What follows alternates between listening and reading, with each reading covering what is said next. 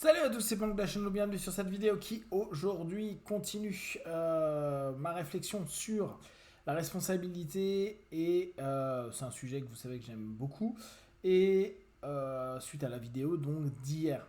Un des points sur lequel je souhaitais revenir et que je trouve qui est particulièrement important et qui est à la fois hyper frustrant et pas que pour les contrôlants à 200%, c'est le fait que l'ensemble des actes, des mots et en gros de la communication, quelle qu'elle soit, physique, psychique, émotionnelle, qu'on peut partager avec autrui, ne peut pas être contrôlé par l'émetteur. Alors, je sais bien que la PNL, l'hypnose conversationnelle, l'hypnose couverte, etc., nous donnent l'idée qu'on peut driver, diriger le partenaire à penser ce que l'on a envie qu'on pense et à prendre l'information telle que on souhaite qu'elle soit prise. Alors, sur le papier, c'est chouette. Sur les faits, au quotidien, c'est beaucoup moins le cas. On peut influencer. Et ça, je pense que l'idée d'influencer, c'est quelque chose qu'il faut vraiment prendre en compte, c'est-à-dire qu'on peut donner une orientation. Par contre, on ne sait pas trop si l'orientation va être ultra précise. Je vais dans le sud. Est-ce que je vais à Marseille? Est-ce que je vais en Afrique du Sud? Est-ce que je vais ailleurs? Donc, elle est où ma distance? Où est mon point précis? Alors on pourrait dire, je veux précisément ça. Mais on sait bien que quand on est en train de communiquer, et comme je vous dis, que ce soit d'un point de vue de vos comportements, d'un point de vue de votre sémantique, d'un point de vue de vos émotions, on se dit, ouais, je suis super clair sur ce que je viens d'exprimer, je suis en colère, je suis triste, j'ai besoin de ça, j'ai ci, j'ai ça, je fais de la CNV, je fais tout ce que vous voulez pour communiquer, PNL, CNV, tout se passe. Et le mec ou la femme en face de moi, elle n'a rien bidé à ce que je viens de dire. Ou en tout cas, elle ne répond pas à ce que j'ai proposé, à ce que j'ai orienté, à ce que j'ai conduit comme cheminement, avec ce que j'attends.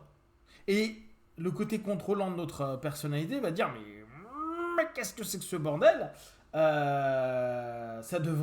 Il devrait y avoir suggestion, si on prend un process hypnotique, égale phénomène hypnotique.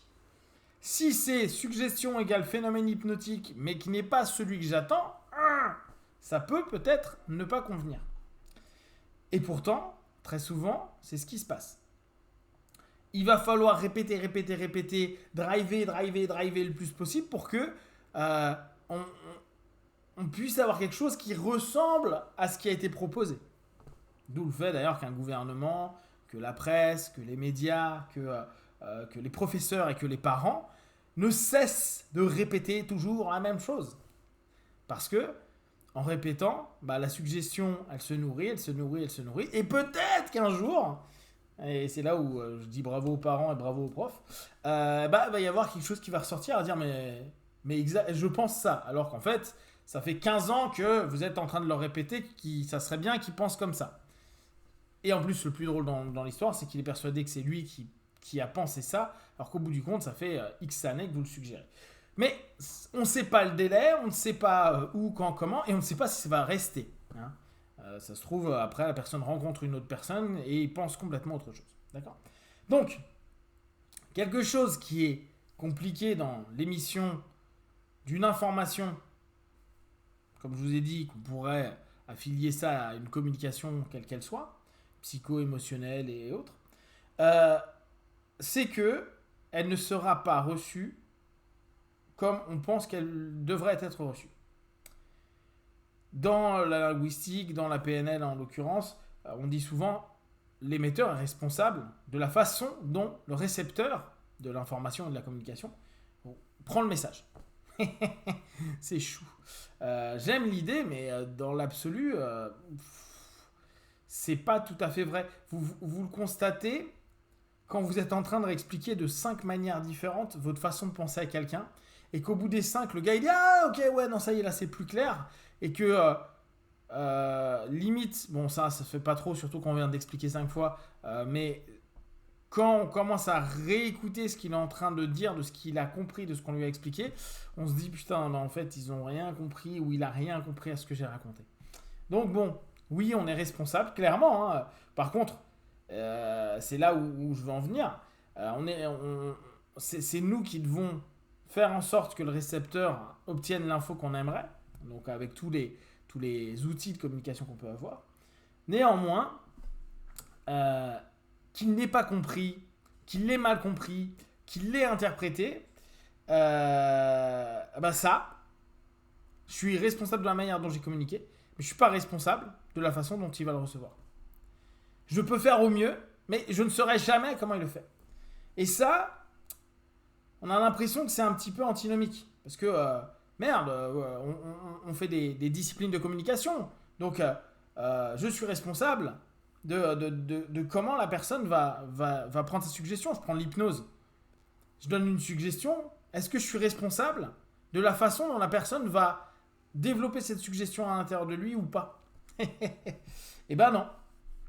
Même si on aimerait bien. Hein, c'est là où l'hypnose, l'image de l'hypnose avec le serpent K ou à l'ancienne, où on a vraiment l'impression que parce qu'on a une posture hyper haute, la personne va exactement faire ce qu'on veut. Non. Sur certains cas, oui, c'est peut-être possible, mais 99% des gens ou 90% des gens n'y est. Donc, je suis responsable de ce que je transmets, en bien ou en mal. Et quand je dis je suis responsable, ok, de l'émission, mais des conséquences, c'est ce que je vous disais hier. Et donc derrière ça, je ne suis pas responsable de ce que quelqu'un peut penser, vivre, ressentir par rapport à ce que je lui ai proposé comme information. Alors on va dire ouais mais t'es un gros connard parce que en gros c'est-à-dire que tu peux faire mal aux gens simplement parce que toi tu te responsabilises sur le fait d'avoir dit quelque chose. Oui, mais n'oubliez pas, on prend notre responsabilité sur les conséquences que ça crée. Si on a fait souffrir quelqu'un, si on a énervé quelqu'un, si faut accepter de se prendre des vagues, des retours donc, peut-être des insultes, peut-être des frappes, peut-être des trucs très hard, il faut l'accepter. Ça veut pas dire que derrière on y répondra. On peut juste se dire la personne a ressenti ça, elle est blessée, ou elle m'en veut, ou elle a envie de me péter la gueule, ou tout ce qu'on peut penser. Je peux très bien me dire, je recommence à communiquer, à redonner une échange ou à recréer un lien d'information. Mais là encore, c'est votre responsabilité. Vous n'allez pas pouvoir, même si vous voulez absolument convaincre la personne de telle ou telle chose. Vous vous dites les choses et après, elles sont interprétées comme. Et ça, c'est très très complexe, encore plus pour les contrôle freaks et toutes les personnes donc très contrôlantes, parce que il y a un truc de mais c'est pas ce que j'ai dit, c'est pas ce que j'ai fait, oui, et c'est certainement très vrai, mais on ne peut pas contrôler et on est juste à devoir laisser la responsabilité aux autres. Ce qui veut dire aussi, et ça c'est plutôt un aspect positif, oui on peut avoir des conséquences, c'est pas toujours le cas d'ailleurs, mais l'idée, c'est de se dire, ok, j'ai pas à porter après la colère, la tristesse, le mal-être, le malaise, ou la joie ou autre, qu'importe, qui a été chez l'autre. Ça lui appartient. Et moi, je dois vivre avec le fait que ça lui appartienne. Et que ça ne m'appartienne plus. En ça, c'est de la responsabilité. J'ai pas à vouloir modifier la manière dont il prend les choses, dont il vit les choses, dont il reçoit les choses, dont il me renvoie les choses. Pourquoi ? Parce que j'y peux rien. Factuellement, je n'y peux rien. Et vous le savez très bien, quand vous répétez un message qui pourtant est clair et que ce n'est pas entendu, vous ne pouvez rien y faire. Rien. Parfois, c'est d'ailleurs très intéressant, c'est quelques jours, semaines, mois, années plus tard que la personne dit « Putain, mais oui, mais en fait, j'ai compris plus tard ce que tu me disais, mais j'étais pas dans l'état. » On ne peut pas modifier l'état à ce moment-là. Donc ce que je vous invite à faire, c'est à observer la responsabilité que vous êtes capable de prendre pour vous dans ce que vous recevez, dans ce que vous émettez, et dans les retours que vous recevez. Et ne pas, ou plus, ou moins prendre la responsabilité de comment les choses sont vécues par quelqu'un d'autre, que ce soit une personne ou un système, parce que là-dessus, vous n'y pouvez rien. Et hormis recommencer une diffusion d'informations via une communication X ou Y, vous allez simplement pouvoir être l'émetteur, mais jamais pleinement et complètement orienter, diriger et précisément obtenir ce que vous attendez parce que vous n'êtes pas l'autre. Et ça, c'est quelque chose dont vous êtes responsable. Vous êtes responsable que de vous et d'être vous. Si vous avez des questions, des remarques, partagées sur Facebook, YouTube, j'y répondrai le plus rapidement possible et comme d'habitude de tout ce que je propose.